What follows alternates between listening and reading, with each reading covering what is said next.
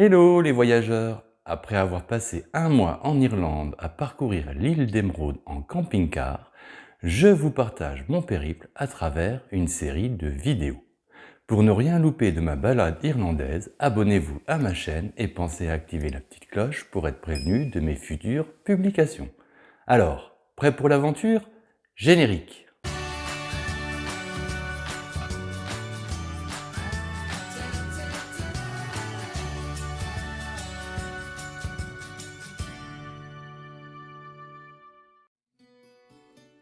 Dans cet épisode, j'explore le comté de Cork.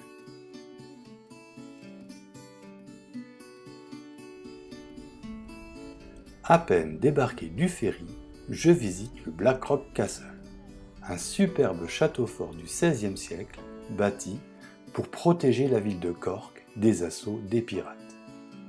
Aujourd'hui, c'est un centre d'observation astronomique qui passionnera tous les amateurs d'espace, d'étoiles et même de vie extraterrestre.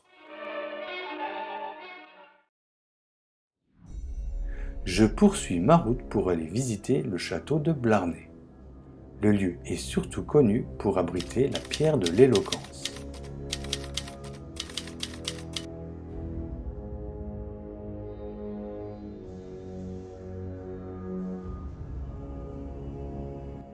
Au sommet du château, au niveau des mâchicoulis, se trouve la Blarney Stone, mieux connue sous le nom de pierre de l'éloquence.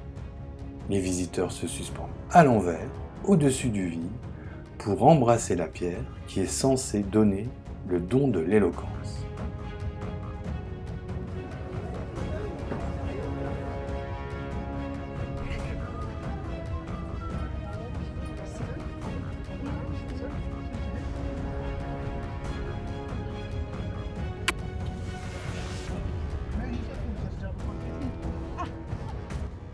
Même si, et d'après mon entourage, je suis déjà suffisamment persuasif, j'ai quand même embrassé la pierre.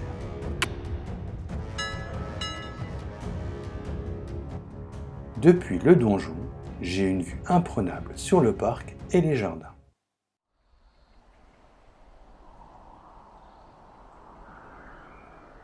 Curiosité à Blarney, le château dispose d'un jardin des poisons avec un certain nombre de plantes vénéneuses, dont notamment de la mandragore,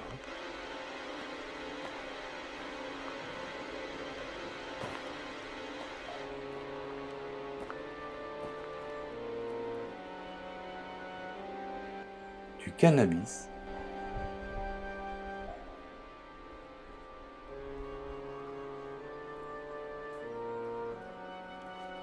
de l'absinthe,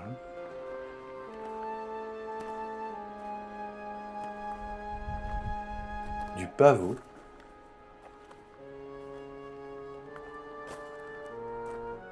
des digitales,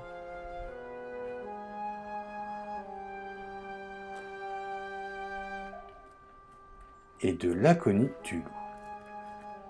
Bref, tout un tas de plantes toxiques qui servaient jadis à concocter des breuvages pour empoisonner l'ennemi.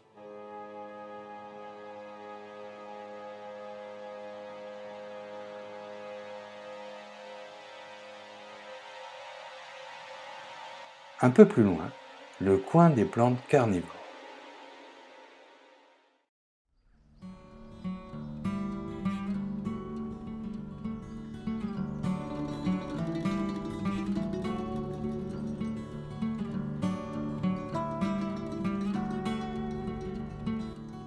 It's very nice.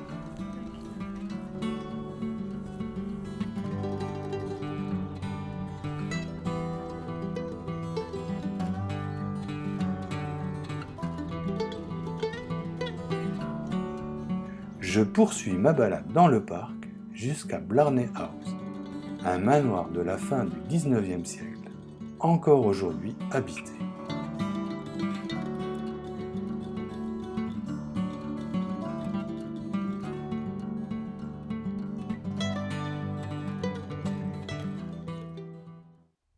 Autre curiosité locale, un squelette de baleine au beau milieu d'un parc municipal.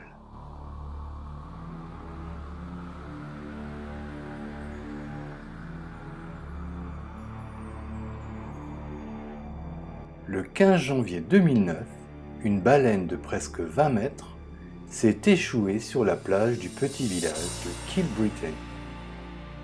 Malgré les efforts de tous les villageois pour tenter de remettre l'énorme rorqual à l'eau, l'animal n'a malheureusement pas survécu.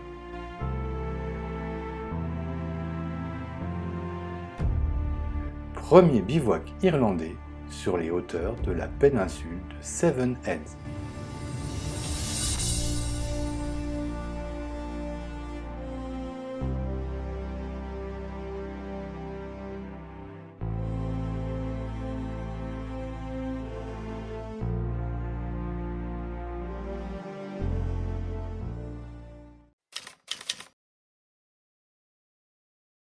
Deuxième journée irlandaise, je suis réveillé par les demoiselles de la ferme voisine.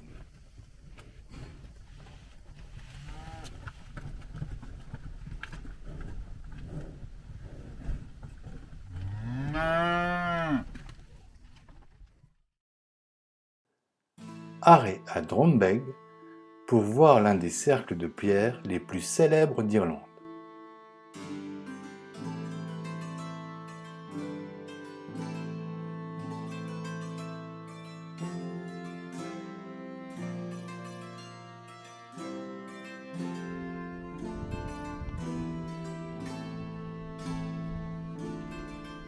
Fin décembre, lors du solstice d'hiver, le soleil s'aligne sur la pierre axiale et les pierres du portail.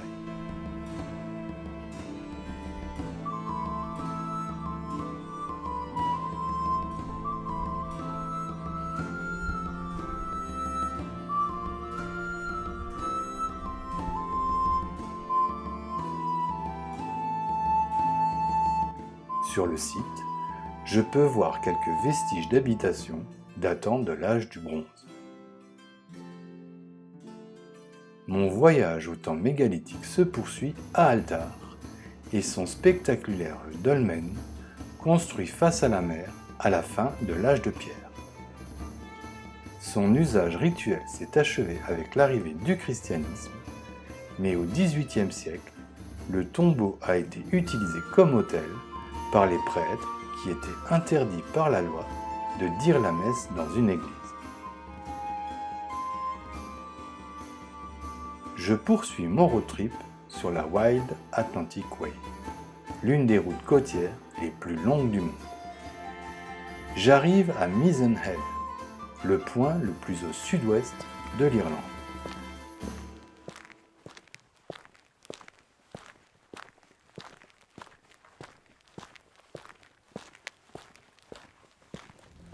Le pont de Mizen Head, construit initialement en 1908, a été remplacé par un nouveau pont en 2010.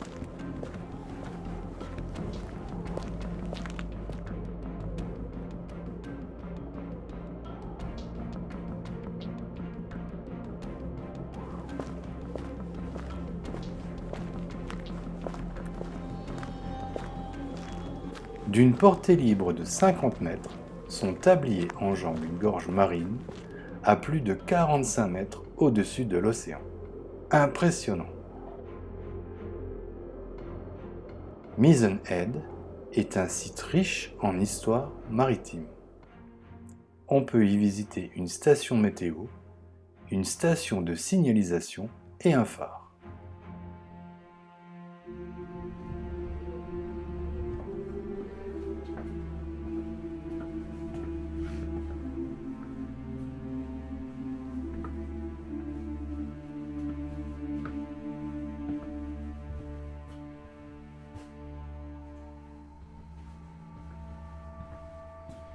Sous la mer reposent les restes d'un navire de guerre français du XVIIIe siècle.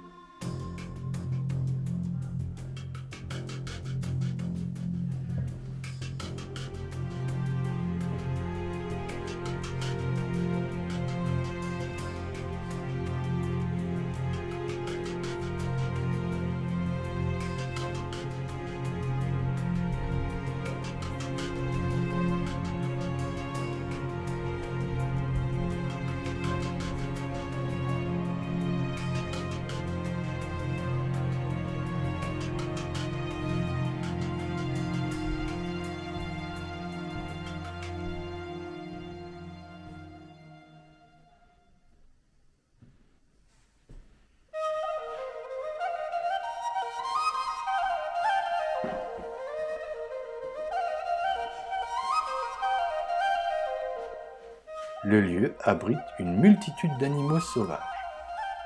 On peut apercevoir régulièrement des phoques, des dauphins et même occasionnellement des baleines à bosse.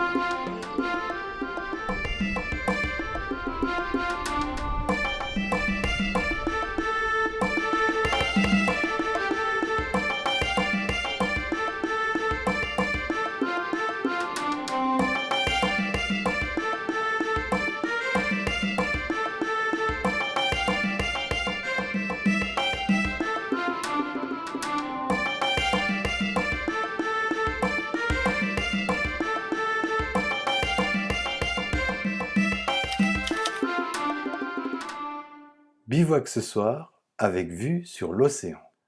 Avec un peu de chance, peut-être que je verrai des baleines.